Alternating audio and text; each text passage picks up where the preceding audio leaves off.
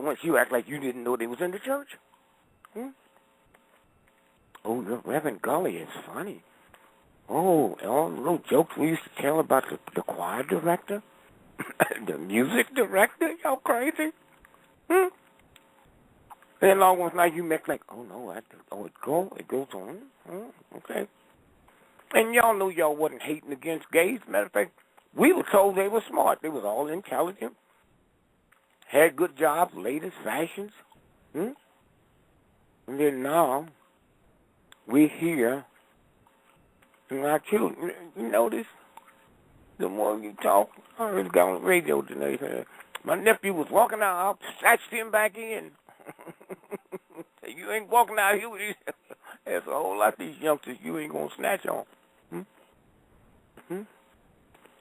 Whole lots of them. See, if I like you, you can do what you want to do. It was okay for James Brown to sing, shake your money maker, shake your money. Now look, let's back up a minute. Money maker is referred to as a woman's vagina, given to her by the universal God that created the whole world. The whole world. And you reduce that down to a money maker, you say she's a hoe. Nobody complained about that. And shake your money maker, or shake your money maker, huh? And we just laughed and clapped and then all at once. One of my grandchildren told me once, they said, Dad, anytime you and Mom go to the movie and the music too loud, y'all too old to be in there. And so all at once now, we where we are. You see me doing something for a long period of time. It's a signal. Those of us that understand the human body, we know that if you got a headache and haven't been hitting your head, it's not coming from your head. We know that. Many of us also know, older folks know, if your nose starts bleeding and you haven't been hit, your blood pressure's up.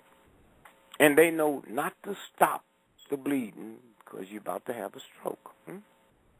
So I can look at you and not even see blood on you, just see something red, and I assume you've been hurt.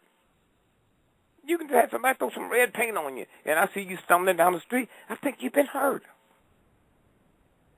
What you look at detects something bigger than what you're seeing. So when you see these youngsters dressing the way they dressing, that's you. You have an experiment I run. I tell people in the audience where there's children, I say, can I borrow your children for a minute? I'd like them to come up on the stage. I don't want them to be older than 8 years old. And I'm saying to you out there in the audience, if you have baby pictures of children from the time they was born, not past 8 years old, look at them. Look at those children. You don't see pimps, hoes, hustlers. You don't see cops in them. You don't see soldiers in them. Huh? You don't see robbers. You see that precious thing that just came down here from the universe. When they're being hoes, hustlers, and robbers, that came from you. They learned that in your house. They listened to you talk. Oh, I never cuss. You don't have to cuss. Hitler never cussed. Hitler never ate meat. Hitler was a vegetarian. He never drank alcohol. Hitler was never up out of bed after 90 minutes after the sun go down. And so when you sit around and see things, you balance it out from your way and all your fears. White man stole me and scared of me. Didn't take me back, boy. You know what I've been through? Mother, daddy, and you black women sit by and let a black man say you a strong sister. There ain't no man on this planet ever referred to his woman as strong. And then tell me to come outside, man, I just got this brand new car, this beautiful car. Black man, how did your car get to be beautiful and your black woman get to be strong? Are you crazy? You can't look at that car and see nothing black but the color. Wasn't made in the ghetto. Huh? 9 times out of 10 wasn't financed in the ghetto. But your woman, she's a strong sister. There's no man on the planet that referred to his woman as strong. On the planet. Well, the problem with the black community, ain't no black man at home. Oh, we ain't home with the home. How can you sisters even tolerate that? You can't have no more family values than the mafia. Mamma mia. Mamma mia. And they brought this whole country down to below animalistic tendencies. But that don't bother you. The mob. Family value. Wow. Family values. But they can tell you anything and you buy into it, You stole me. Brought me over here against my will, against my language, against my religion. Raped me. All these light-complected black folks you got. You think that's because we was raping the slave master's wife? And then want to tell me about family values? Punk, thug, heathen. I am family values. I never lynched nobody. I never kidnapped nobody to enslave them. And you don't see that. Many of you black folks. I hear y'all bad-mouthing preachers and everything. Hey, you know what the church is about. But what about the preachers that wasn't doing all the stuff you say preachers do? I never hear you praising Elijah Muhammad. I never hear you publicly praising Malcolm X. Al Sharpton's a preacher. Martin Luther King. 98% in the forefront of the civil rights movement, and I was there. I didn't get this one. They had Reverend in front of their name before they had PhD. So this is what we out. This is what we talking about. You. I don't hear nobody talking about Stevie Wonder. Oh, wow, man, Stevie Wonder didn't have to get no permission or check with some white folks. Is it okay if I call for myself to boycott? He said, I'm not playing any state, including Florida, that has Stand Your Ground. I don't hear y'all cheering that. I don't hear y'all calling up radio stations say, oh, thank you, Stevie Wonder. Thank you, brother. Thank you, thank you. Stevie Wonder makes so much money for one concert. Stevie Wonder makes so much money. He pays over $100,000 taxes. And he said every state, there's almost 30 states that stand your ground, including California, including Washington, D.C. So you chumps sit around. Gregory, yes. Give me 1 second. I need to open a close his line. Brother Red Pill, peace. You with us? Peace. Okay. I'm with you. Please continue. Yes, Gregory. Yes.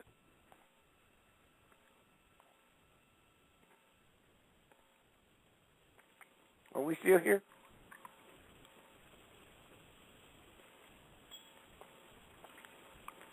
Hello? Yeah, I'm here. Oh, yeah, we good. Peace, Big Gregory. Yes, to you, brother. Yes, sir. I'm in the classroom with everybody else, just listening, just soaking up this wisdom. Please continue, brother. Well, the other thing is about Stevie. Have anybody thought about suggesting those of us that got the money go out and buy a Stevie album every week for a year? Or if you're just going to afford 1 week, say, brother, I'm not going to let you take this hit for me by yourself. Thank you. You didn't have to ask nobody. You that independent and that humane, you can do that. Thank you, Stevie. A brother called into a show the other day. Man, we should boycott Florida. I said, when the last time you been there? I've never been there. Oh, okay. So you ain't got nothing to lose. Boycott orange juice. Florida orange? No. You know how many 1,000 different brands of orange juice around the world in the country comes out of Florida? You don't have the sophistication to know what's Florida. Boycott it all. Make them all pay. And let me tell you, see, oranges is easy. You don't have to be there. You just don't have to drink it. And what does that mean? Well, that means that oranges falls off a tree. They don't have enough coolers and freezers to keep the orange juice in if you ain't buying it. Plus, for the last 6 years, there's a very vicious, some kind of strange virus that they haven't figured out what it is. It's eating up the orange crop, a third of them. So you shouldn't want no orange juice anyway, since you don't know where it comes from. But I'm saying one boycott, you know how many white folks would join us? And when you bankrupt them, wow, and right down the street, is where we want to take our children to Disneyland. You know what I mean? You black folks have carried your children to Disneyland to see a rat, but have never carried them to King's grave or King's tomb. And had he not died, you wouldn't be welcome in Orlando, Florida. Okay. There ain't another heathen like you in the history of the planet. It didn't bother you 6 weeks ago while black folks, some of them your family, over there in the Middle East fighting to give folks the right to vote, and the Supreme Court take yours away, and that didn't bother you? You never skipped a beat, brothers and sisters. You never skipped a beat. You didn't shut the country down. You didn't say, on such and such a day, I'm not. No, you got to do with these type of radio systems we got today and information. It's call your friends. Oh, I don't know how we'd survive without NBC and CBS. Do you realize when King was assassinated, he was one of the most hated people in the world? How could he be hated around the world unless the white folks in America, with the press was telling him he was a bad man? And now he's one of the beloved human beings on the planet. When the Honorable Minister Farrakhan called for a 1 million man march, he didn't get no okay from white folks. They didn't even know nothing about it. It went through our network. It went through our chain. 3 days before, NBC, CBS, ABC went crazy. How'd they find out about it? They said something going on in Washington, D.C. This coming Monday. I said, why? I said, well, somebody said you can't get a hotel room within a 150-mile radius. What's going on? I don't know. Nobody told us. Buses is parking 100 miles away. There's no parking spaces for buses. What's going on? Oh, somebody says the minister, the Muslim guys having a rally or something like that. Butler Aviation, that's a private. That's where the private planes. You couldn't land in Butler Aviations within 50 miles of here. That's how many black folks was coming home from Africa. Just men. It was a 1 million man march. How many showed up? 1,900,000 black men showed up. 1 million.